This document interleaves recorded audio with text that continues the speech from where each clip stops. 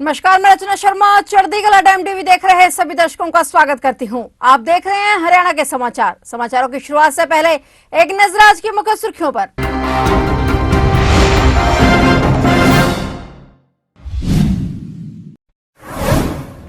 जनसंवाद पोर्टल पर अपलोड हुए कार्यों को प्रतिदिन देखें अधिकारी। सीएम ने सभी अधिकारियों को दिए दिशा निर्देश। मुख्यमंत्री ने की समीक्षा बैठक की अध्यक्षता। हरियाणा वालों के लिए खुशखबरी, अप्रैल से शुरू हो जाएगा हिसार एयरपोर्ट। पहले फेज में 7 रूट्स हुए फाइनल।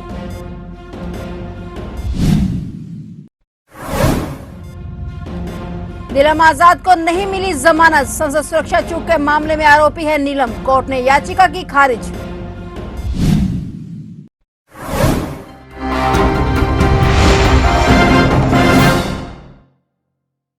और अब समाचार विस्तार से। मुख्यमंत्री मनोहर लाल ने कहा कि अधिकारी जनसंवाद पोर्टल पर अपलोड हुए सभी प्रकार के विकासात्मक कार्यों को प्रतिदिन देखें और एक लक्ष्य निर्धारित करते हुए इन्हें जल्द से जल्द पूरा करने के लिए आवश्यक कार्रवाई करें। अधिकारी विकास कार्यों की प्लानिंग जितनी ज्यादा करेंगे उतना ही प्रदेश की जनता को फायदा होगा। प्रदेश सरकार की मंशा है कि जनसंवाद कार्यक्रम के दौरान नागरिकों द्वारा उठाए जा रही सभी मांगों और शिकायतों को प्राथमिकता देते हुए इन्हें पूरा किया जाए। मुख्यमंत्री चंडीगढ़ में विकास एवं पंचायत विभाग द्वारा विकास कार्यों की प्रगति को लेकर आयोजित एक समीक्षा बैठक की अध्यक्षता कर रहे थे। इस अवसर पर बैठक में मुख्यमंत्री ने कहा कि पहले प्रदेश भर से विकास कार्यों को लेकर जो भी मांगे आती थी वे संबंधित विभागों द्वारा मनमर्जी के आधार पर पूरी होती थी। इसी को देखते हुए वर्तमान प्रदेश सरकार द्वारा गत वर्ष अप्रैल महीने में जनसंवाद कार्यक्रम शुरू किया गया ताकि लोगों से मिलने वाली सभी मांगों का पंजीकरण हो। वर्तमान में विकास कार्यों से संबंधित लगभग 70,000 डिमांड और शिकायत जनसंवाद पोर्टल पर अपलोड हो चुकी हैं। प्रदेश में चल रहे विकसित भारत संकल्प यात्रा जनसंवाद कार्यक्रमों में आने वाले सभी मांगों को भी इस पोर्टल पर अपलोड किया जाएगा। उसके बाद प्राथमिकता के आधार पर सभी कार्यों को धरातल पर लाने की दिशा में संबंधित विभाग कार्य करेंगे।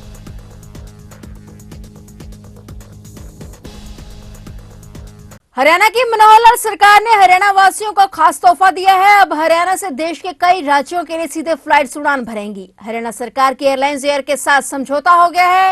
हैदराबाद में डिप्टी सीएम दुष्यंत चौटाला की उपस्थिति में एमओयू हुआ। अप्रैल में हिसार से जहाज उड़ान भरेंगे। उप मुख्यमंत्री ने बताया कि एयर कंट्रोल ट्रैफिक टावर जनवरी के अंत तक बनकर तैयार हो जाएगा। नए बेड का इक्विपमेंट भी एयरपोर्ट अथॉरिटी ने इंस्टॉल करने के शुरू कर दिए हैं। रनवे के दोनों तरफ जो बर्म बनने थे वे भी फरवरी तक पूरे हो जाएंगे। टर्मिनल एक्सटेंशन का काम भी फरवरी तक पूरा करने का टारगेट रखा गया है। दुष्यंत चौटाला ने कहा कि हिसार हवाई अड्डा शुरू होने से 3,200 एकड़ में इंडस्ट्रियल मैन्युफैक्चरिंग क्लस्टर में औद्योगिक इकाइयां शुरू होंगी। पहले फेज में 7 रूट्स फाइनल हुए हैं। इनमें हिसार से चंडीगढ़, हिसार से दिल्ली, हिसार से जयपुर, हिसार से कुल्लू, हिसार से अहमदाबाद और हिसार से जम्मू और हिसार से धर्मशाला शामिल हैं।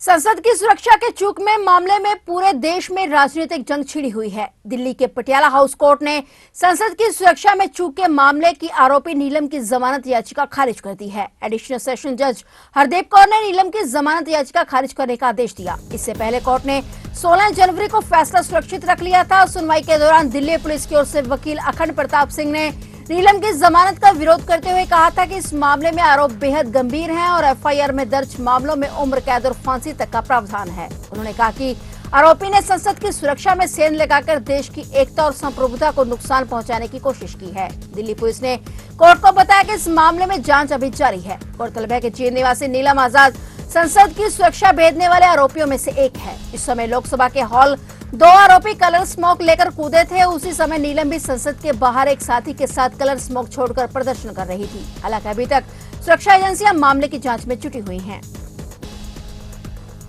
आम आदमी पार्टी को अलविदा कह चुके अशोक तंवर कल बीजेपी में शामिल होंगे। अशोक तंवर कल दिल्ली में सुबह 10 बजे बड़े नेताओं की मौजूदगी में बीजेपी में शामिल होंगे। बता दें कि लोकसभा चुनाव से पहले आम आदमी पार्टी को यह बड़ा झटका है। चित्रा सरवारा और निर्मल सिंह के बाद अब अशोक तंवर ने आम आदमी पार्टी को अलविदा कह दिया है। बता दें कि अशोक तंवर आम आदमी पार्टी और कांग्रेस के गठबंधन के चलते नाराज थे।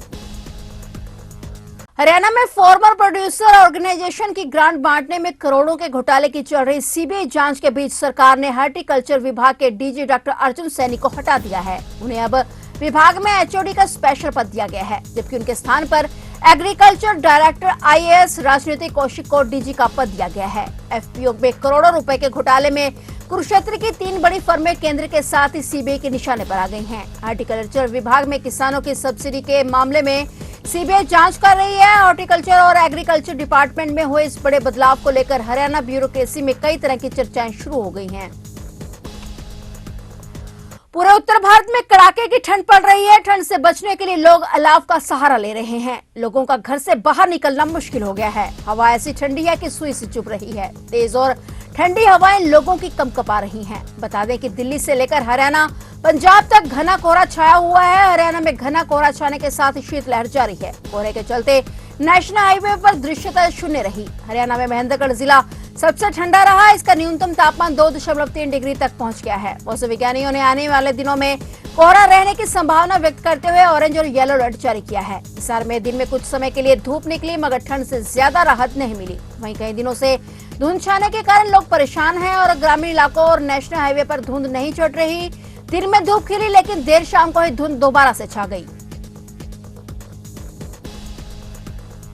पिहोवा के नजदीक लगते गांव अरुणाई में विश्वविख्यात संगेश्वर मंदिर में पहुंचे हरियाणा के प्रदेश अध्यक्ष नायब सिंह सैनी और राज्य मंत्री संदीप सिंह, दोनों नेताओं ने मंदिर में जाकर माथा टेका और मंदिर की साफ सफाई की। अयोध्या में 22 जनवरी को राम मंदिर में प्राण प्रतिष्ठा कार्यक्रम होने से पहले प्रधानमंत्री नरेंद्र मोदी द्वारा एक हफ्ते तक देश के मंदिरों में सफाई अभियान चलाने का आह्वान किया गया है। इसको लेकर देश भर के मंदिरों में स्वच्छता अभियान चलाया गया है। इसे लेकर पूरे देश में मंदिरों के परिसरों को गंदगी मुक्त करने के मिशन में बीजेपी जुट गई है। आज इसी कड़ी को आगे बढ़ाते हुए भाजपा से हरियाणा प्रदेश अध्यक्ष और सांसद नायब सिंह सैनी ने इस आह्वान को गंभीरता से लिया और गांव अरुणाई के संगेश्वर मंदिर में जाकर माथा टेका और मंदिर की साफ सफाई की। विकसित भारत संकल्प यात्रा देश के गांव-गांव में मोदी की गारंटी की वैन ये घूम रही है। स्वयं आदरणीय मुख्यमंत्री जी इस यात्रा को रिव्यू करते हैं। आदरणीय प्रधानमंत्री जी लगातार इस यात्रा के बीच में लोगों से संवाद करते हैं। आज भी आदरणीय प्रधानमंत्री जी ने सीधा डायरेक्ट देश के विभिन्न स्थानों के ऊपर संवाद किया है। धार्मिक आस्थाओं को ठेस पहुंचाने का काम कांग्रेस पार्टी करती है। उन्होंने माननीय सर्वोच्च न्यायालय के अंदर ये एफिडेविट दिया था कि ना तो राम सेतु है और रामायण भी काल्पनिक है।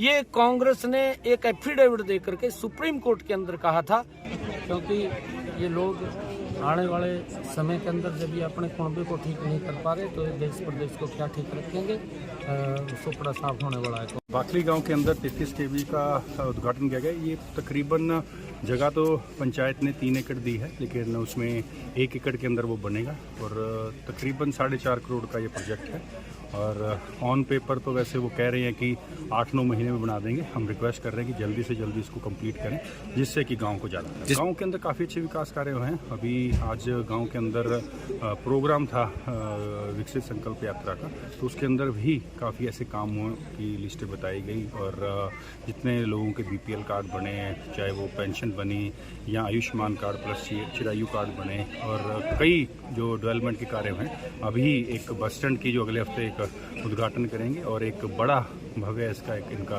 गांव के अंदर एक द्वार, स्वागत द्वार जिसको कहते हैं, वो बनाएंगे। नारनौल में छात्र से बेरहमी से मारपीट का मामला सामने आया है। वार्डन ने छात्र के कान पर 3 थप्पड़ जोर जोर से मारे, जिससे उसके कान में सुनना बंद हो गया। छात्र ने आरोप लगाया कि डायरेक्टर को बताने पर भी उसने कोई एक्शन नहीं लिया। छात्र कोचिंग संस्था में रहकर SSC GD की कोचिंग करता है। पुलिस ने छात्र की शिकायत पर संस्था के डायरेक्टर और वार्डन के खिलाफ मामला दर्ज कर लिया है। उक्त घटना CCTV कैमरे में कैद हो गई है। छात्र ने शिकायत में बताया कि राजेश यादव और कृष्ण कलालिया ने धमकी दी है कि अगर कहीं शिकायत की तो तेरा भविष्य खराब कर देंगे। अब उसके गलत व्यवहार की वजह से पढ़ाई खराब हो रही है। पुलिस ने छात्र की शिकायत पर मामला दर्ज कर आगामी कार्रवाई शुरू कर दी है।